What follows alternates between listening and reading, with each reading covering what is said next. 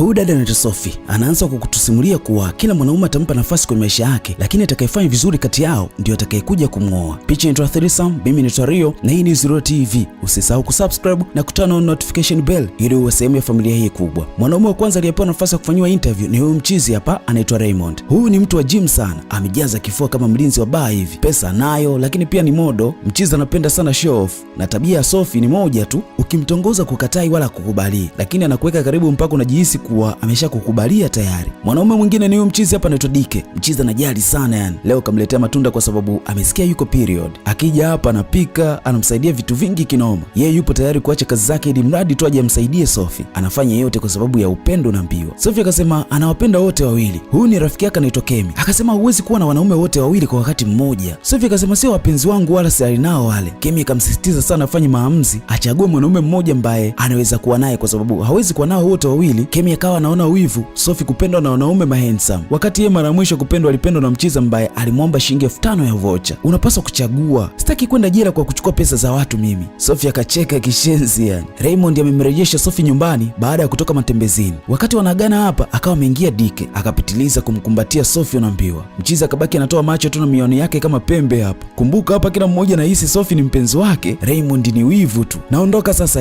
una uhakika ni salama? Ndiyo, niko salama. Naona utanijulisha kama pata kuwa salama, sawa? Haya, safari njema. Raymond wakati anataka kuingia kwenye gari, Dika akakaribishwa ndani. Mchizi akaitikia kwa nguvu naambiwa, "Umesema unaweza kuingia ndani sasa?" Ili mradi tu anataka Ray aone wivu. "Ndiyo, nataka kuingia ndani, twende na kufuata." Ray huko kifaa kimejaa petroli kinataka kulipuka hapa. Mchizi alipofika ndani kabidi aulize ni nani yule. "Ni rafiki yangu." Kweli, inaonekana anataka zaidi ya urafiki yule. Sophie akasema amenitongoza yule. Ukamwambiaje? "Kama nilivyokuambia wewe tu, nafikiria."